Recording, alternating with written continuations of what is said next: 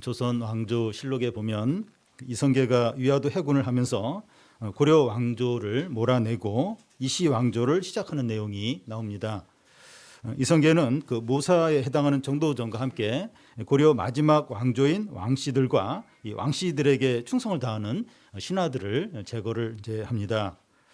그런 후에 이 태조 이성계 아들 중에서 이방원, 나중에 태종이 되는데, 이방원이가 이제 형들을 죽이고 아버지 태조의 오른팔인 정도전까지 죽이면서 왕으로 등극하게 됩니다. 이방원은 왕으로 이제 군림하면서, 이제 태종인데 군림하면서 아버지 태조에게 충성했던 신하들을 죽이든지 귀향을 보내는 일을 계속하게 됩니다. 세상 역사에서 왕이 바뀌면 이전 왕에게 속한 귀족들이나 이제 가족들이나 신하들이 숙청을 당합니다. 왜냐하면 현재 권력을 쥔 자에게 가장 위협적인 존재는 얼마 전까지 권력을 가졌던 사람들이기 때문입니다. 오늘 본문 말씀 바로 앞장 그 7장, 8장에 보면 하나님이 다윗의 집과 그의 왕권과 나라가 영원히 견고할 것이라고 언약을 합니다. 다윗은 그 언약을 의지해서 사방 나라들과 전쟁을 하는데 다윗이 어디를 가든지 하나님께서 승리를 주셨습니다. 다윗은 이스라엘 역사상 가장 넓은 영토를 차지하고 최고의 번영과 안정과 전성기를 누리게 됩니다. 그 당시 다윗이 이스라엘을 어떻게 다스렸는가 하는 게 8장 15절에 나와 있는데, 다윗이 모든 백성에게 정의와 공의를 행하였다고 되어 있습니다. 다윗이 정의와 공의로 이스라엘을 다스렸다면 다윗에게 가장 이제 많은 고통과 상처를 준 그 원수인 이 사울의 집에는 어떻게 행했을까 하는 게 궁금할 수 있습니다. 그 당시 다윗의 집안과 사울의 집안을 비교해 보면 이 사울의 집안은 이 길보아산 전투에서 사울과 그의 세 아들이 죽고 사울의 넷째 아들 이스보셋까지 신하의 칼에 죽게 됩니다. 반면에 다윗의 집안은 여러 부인을 통해서 많은 자식들이 태어나고 번성을 이제 하고 있습니다. 이 사울의 집안은 완전히 몰락하고 이 다윗의 집안은 크게 번영을 하고 있습니다. 조금 더 보면 그 다윗이 사울의 집안에 누구 남은 사람이 있느냐 이렇게 찾게 되는데 찾기가 어려울 정도로 막 완전히 이 사울의 집안은 몰락을 하고 이제 다윗의 집안은 크게 지금 번성을 이제 하고 있습니다. 이런 상황에서 다윗이 마음만 먹으면 이 사울의 가문의 씨를 말리는 숙청 작업을 얼마든지 할 수 있습니다. 다윗은 원수에게도 공의와 정의를 행할까요? 먼저 이 다윗이 사울의 집안에서 남은 자가 있는지를 찾는 겁니다. 1절을 우리 같이 한번 읽겠습니다. 다윗이 이르되 사울의 집에 아직도 남은 사람이 있느냐? 내가 요나단으로 말미암아 그 사람에게 은총을 베풀리라 하니라. 다윗이 사울의 집에 아직도 남은 사람이 있느냐 이렇게 신하에게 묻습니다. 여기 사울의 집 앞에 수식어를 붙인다면 어떤 수식어를 좀 붙일 수 있을까요?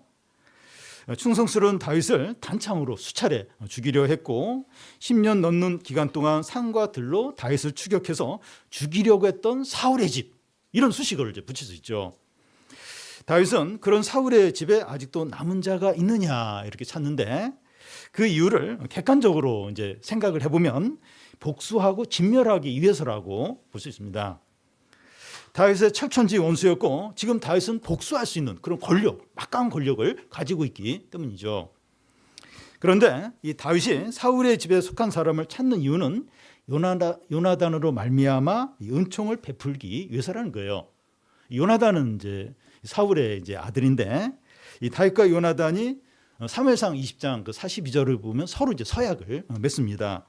어떤 서약인가 하면 여호와께서 영원히 너와 나 사이에 있고 내 자손과 너의 자손 사이에 계시리라 하면서 이렇게 우리도 요나단과 다윗도 이렇게 화평하게 지낸 것처럼 우리 자손들도 싸우지 말고 서로 이렇게 평화롭게 이렇게 하자, 이렇게 서약을 이제 다윗과 요나단이 이제 서약을 다 맺은 거예요. 그래서 다윗은 요나단으로 말미암아 사울의 집안의 사람들에게 이제 은총을 베풀려고 한다, 이제 이렇게 하고 있는 겁니다.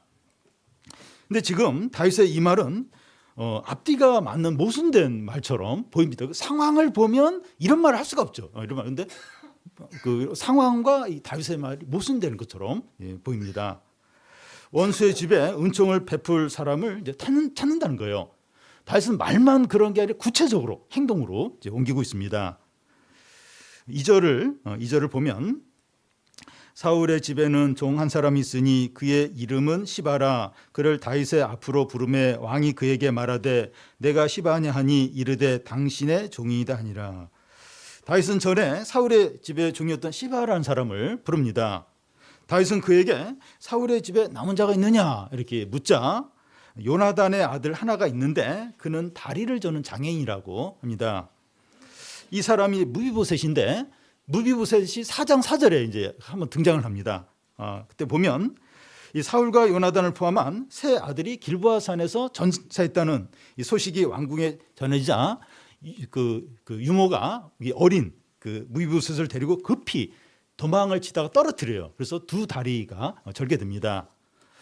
유모가 이렇게 급히 무비보셋을 데리고 도망을 치려 한 이유는 이 왕자들이 죽었기 때문에 대적들에게 가장 우선적인 표적은 왕의 가족들, 왕의 이제 가족들이 표적이 되기 때문이죠. 유모는 이 무비보셋을 요단강을 건너서 노드발이란 이 곳에 마길의 집에 데리고 가서 거기서 숨어서 이제 살게 됩니다. 왜냐하면 다윗과 사울의 집안이 원수 관계이기 때문에 이 다윗에게 이제 이렇게 들키면 이제 몰살 당할 수 있기 때문이죠.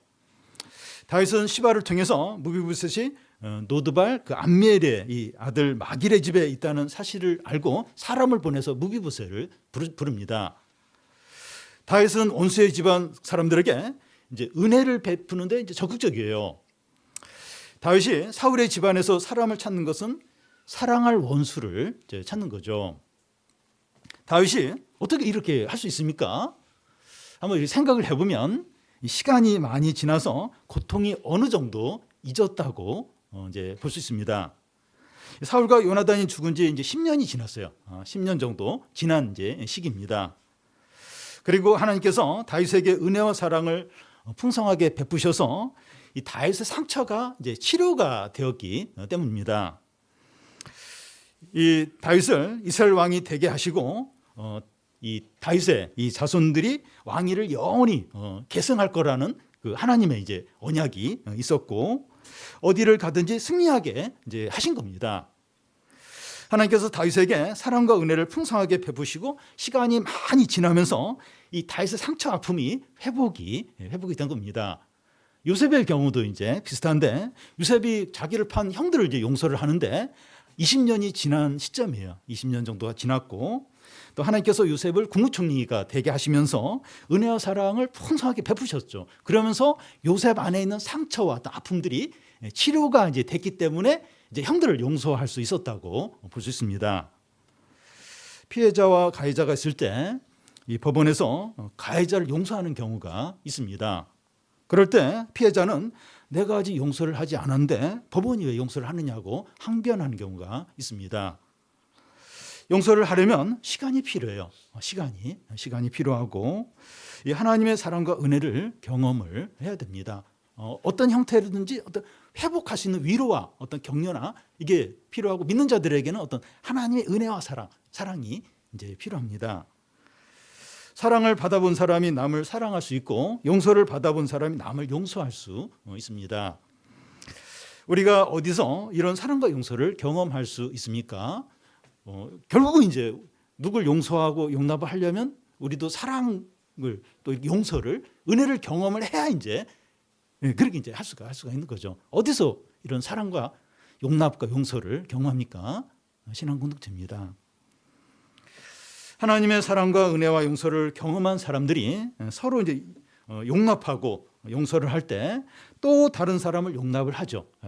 내가 이렇게 공동체에서 다 이제 그 사람들도 이제 하나님의 사랑과 은혜를 경험한 사람들이죠. 이제 이렇게 용납을 받고 또 이렇게 사랑을 받고 이러면서 나도 이제 다른 사람을 용납하고 용서하게 되고 원수까지 이제 용서하고 용납을 하게 되죠. 그러니까 받아야 돼요. 받아야 남에게 이제 베풀 수 있는 겁니다. 그래서 우리는 하나님의 사랑과 은혜를 경험하고 이렇게 맛보았기 때문에 다른 사람들 또 원수까지도 이렇게 용서하고 용납을 할 수 있는 거죠. 다윗은 사랑할 원수를 찾았어요. 원수 집안에서 이렇게 이 사랑할 원수를 찾았습니다. 이런 모습은 하나님에게서 볼 수 있는데요. 하나님은 죄인이고 하나님을 대적한 원수인 우리를 찾으셨습니다. 하나님의 아들이 사람이 돼서 찾아왔습니다. 찾아와서 고난을 당하시고 십자가에 죽으심으로 우리의 모든 죄를 용서하셨습니다. 예수님은 내가 섬기러 왔다. 내 목숨을 속죄제물로 주기 위해서 왔다고 분명하게 그렇게 말씀하셨고 그렇게 하셨습니다.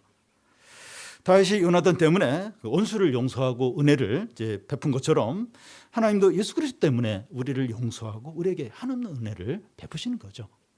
그리고 우리가 이제 그걸 받았기 때문에 우리도 다른 사람을 예수님 때문에 예수님의 사랑과 용서를 받았기 때문에 우리도 다른 사람을 이렇게 용서하고 용납하고 사랑하고 원수까지도 예수님 때문에 그렇게 할 수 있는 거죠. 다음은 다윗이 무비보셋에게 풍성한 은혜를 이제 베풀었다는 겁니다. 이름을 부른다고 하는 것은 친밀하고 인격적 관계를 가리킵니다. 친구 관계나 가족 관계에서 이제 이름을 이제 부르는데요. 낯선 곳에 가서 이렇게 딱 주눅이 들어 있는데 누가 내 이름을 이렇게 알고 불러준다면 굉장히 이렇게 위로를 받고 자신감을 갖게 될 겁니다. 대학교 이제 딱 들어가서 이제 신입생이라 이렇게 막 눈치 보고 이러는데 선배가 누가 내 이름을 알아요. 어떻게 해서 알게 된지. 그럴 때 뭐 굉장히 자신감이 생기고 이렇게 따뜻해질 겁니다. 6절을 우리 같이 한번 읽겠습니다. 사울의 손자 요나단의 아들 무비보셋이 다윗에게 나와 그 앞에 엎드려 절하매 다윗이 이르되 무비보셋이여 하니 그가 이르기를 보소서 당신의 종이니이다. 다윗은 무비보셋을 보자 야 얌마 이렇게 그렇게 한다든지 장애인을 비하하는 그런 어떤 걸로 이제 부르지 않고 무비보셋이여 이렇게 부릅니다. 한 인격체로서 진지하게 대하는 거죠. 이 무비보셋이란 그 이름의 의미가 수치스럽다 어떤 그런 뜻입니다. 무비보셋은 지금까지 그의 이름의 의미대로 수치스러운 자로 숨어서 지냈습니다. 그의 사는 곳이 로드발이라는데 이 로드발이라는 의미가 황량한 어떤 이런 뜻입니다. 그동안 그는 이 로드발과 무비보셋이라는 그 의미대로 황량한 곳에서 어떤 이렇게 숨어서 사는 그런 삶을 이제 산 겁니다. 다른 사람의 집에서 얹혀서 사는 객이었고 양다리를 저는 장인이었습니다. 이 8절에 그가 이제 다윗 앞에서 자기를 표현하듯이 개와 같은 자였습니다. 무엇을 할 수 있는 것도 없고 친구도 없고 미래도 없습니다. 그는 항상 두려워했고 비참했고 그냥 숨만 쉬는 그런 존재로 지냈던 겁니다. 다윗은 그런 무비보셋에게 무슨 말을 합니까? 7절을 같이 한번 읽겠습니다. 다윗이 그에게 이르되 무수하지 말라. 내가 반드시 내 아버지 요나단으로 말미암아 내게 은총을 베풀리라. 내가 내 할아버지 사울의 모든 밭을 다 내게 도로 주겠고 또 너는 항상 내 상에서 떡을 먹을지니라. 다윗은 두려워 떨고 있는 무비보셋에게 무서워하지 말라고 합니다. 너를 절대로 해치지 않겠다는 거예요. 다윗이 무비보셋에게 너는 죽지 않고 너의 생명을 내가 지켜주겠다. 죽이지 않겠다. 이것만 해도 감사하죠. 그런데 내 아버지 요나단으로 말미암아 은총을 베풀겠다고 이제 하는 겁니다. 내 할아버지 사울의 모든 밭을 다 내게 돌려주겠다는 겁니다. 왕이 소유하던 땅 좋은 땅이에요. 그리고 땅이 넓죠. 넓은 땅인데 보통 이런 좋고 넓은 땅은 현재 권력을 가진 왕이 다 차지하는 게 관례예요. 근데 이 무비보셋에게 그 할아버지 왕이 그때 그 좋은 땅들 그 넓은 땅을 다 다시 돌려주겠다는 겁니다. 그리고 너는 항상 내 상에서 떡을 먹으리라 이렇게 하는데 왕과 함께 식사하는 건 최고의 영광이죠. 그 당시 왕과 이렇게 식사할 수 있는 사람은 왕의 자녀들이나 왕의 신복들, 채측근들만 이제 가능합니다. 무비보셋은 왕의 아들처럼 존귀한 대우를 이제 받고 있습니다. 그런데 그게 전부가 아니에요. 9절, 10절을 한 절씩 교독하겠습니다. 왕이 사울의 시종 시바를 불러서 그에게 이르되 사울과 그의 온 집에 속한 것은 내가 다 내 주인의 아들에게 주었노니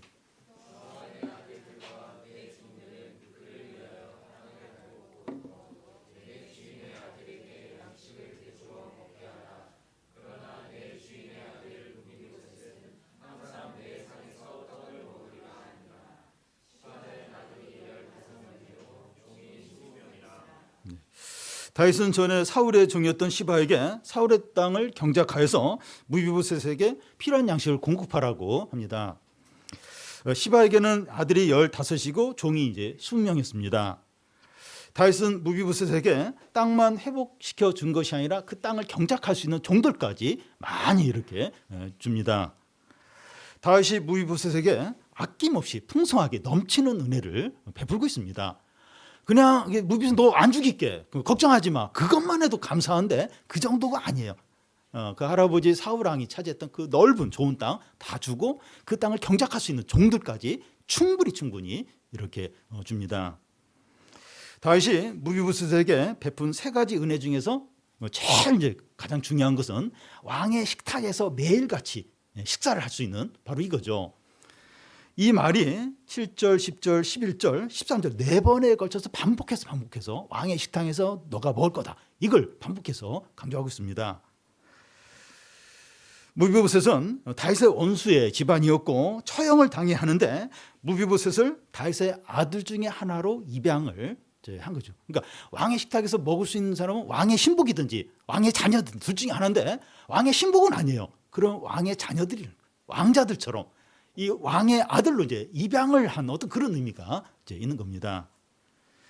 다윗이 무비보셋에게 베푼 은혜는 너무나 크고 놀랐습니다. 은혜를 많이 받아본 사람만이 다른 사람에게 많은 은혜를 베풀 수 있는 거죠. 그러니까 다윗이 자기는 그 들에서 양을 치는 목동이었는데 하나님 이스라엘 왕으로 세우고 막 가는 데마다 승리를 주시고 그 자손에게 그 영원히 왕위와 그 나라가 영원토록 하다 그런 다윗 언약도 주시고 그러니까 막 다윗이 너무 하나님의 은혜를 많이 받아서 이걸 이제 무비보셋에게 이제 아낌없이 이제 베푸는 거죠. 그러니까 받은 은혜의 어떤 일부를 이제 무비보셋에게 나눠진다고 할 수 있습니다. 기뻐하며 감사하며 이걸 이렇게 하고 있어요. 막 아까워하면서 막 얼굴이 찌그러지면서 막 그게 아니고 진짜 기뻐하면서 이 무비보셋에게 이런 은혜를 베풀고 있습니다. 그런데 다윗이 무비보셋에게 베푼 은혜는 하나님이 우리에게 베푸신 은혜를 잘 보여줍니다. 무비보셋이 이 다윗을 만나기 전에 비참했고 빈곤하고 절망적이었는데 우리가 예수님을 만나기 전의 상태가 그러했습니다.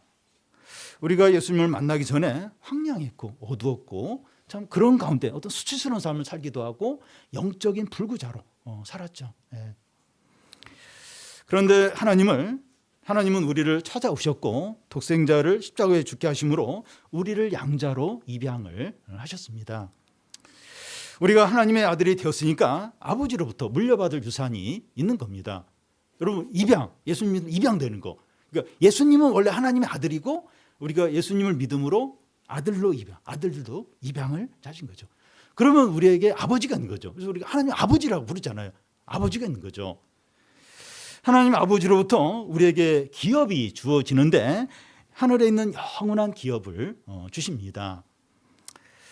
하나님은 그리스도 안에서 우리에게 모든 좋은 것들과 복들을 아낌없이 주십니다.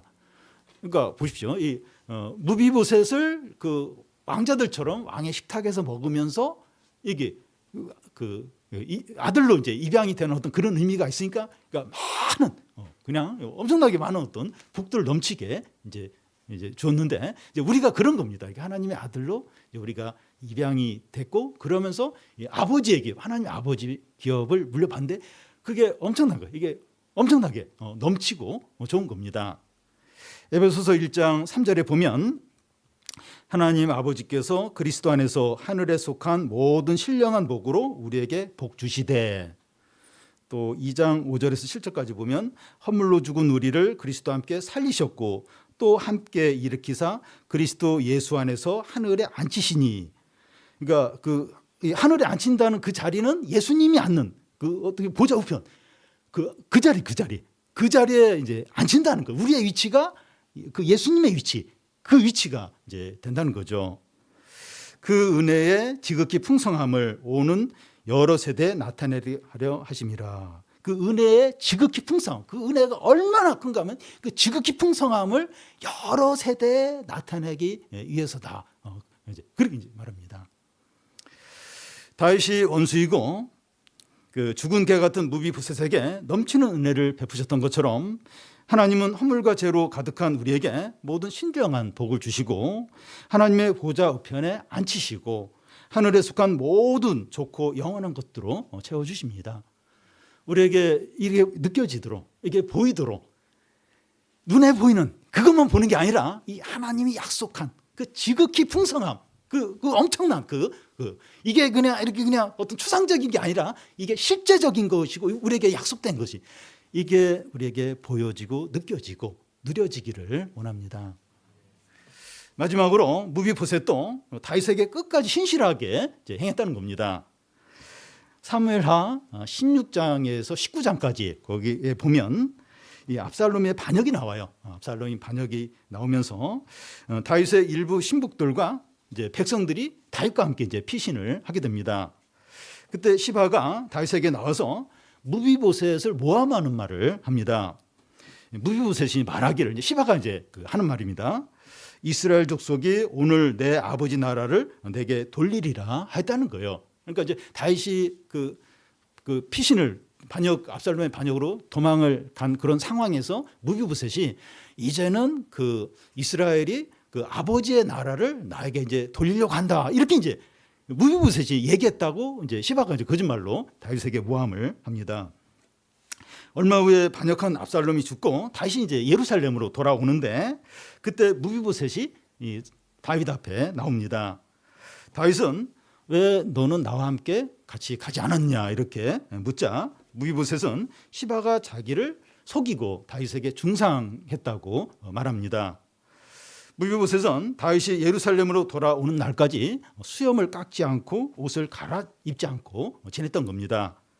다윗은 무비보셋에게 땅을 시바와 함께 반씩 나눠 가지라고 그렇게 이제 합니다. 그러니까 시바가 이제 요 앞에서 이제 다윗이 무비보셋이 이런 이렇게 이스라엘이 그 아버지의 나라를 나에게 돌리리라 그런 말을 했을 때 다윗이 시바에게 내가 무비보셋에 준 땅은 다 네 것이다 이렇게 했는데 이제 이렇게 다윗이 돌아올 때 무비보셋이 와서 이제 그런 모습 그게 시바의 어떤 모함이었다 이걸 이제 밝혀지자 이제 다윗은 내가 준 땅을 시바하고 반씩 나눠라 이제 다시 그렇게 이제 다윗이 말하게 됩니다. 그러자 무비보셋은 모든 땅을 시바에게 다 갖게 하라고 말합니다.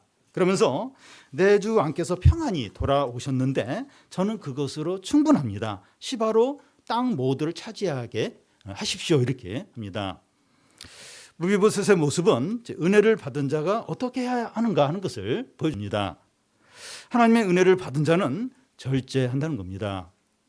무비보셋은 이 다윗이 피신했을 때 다윗이 고생할 것을 생각을 하면서 수염도 안 깎아요. 옷도 갈아입지 않고 모든 편한과 오락을 그치면서 절제를 했습니다.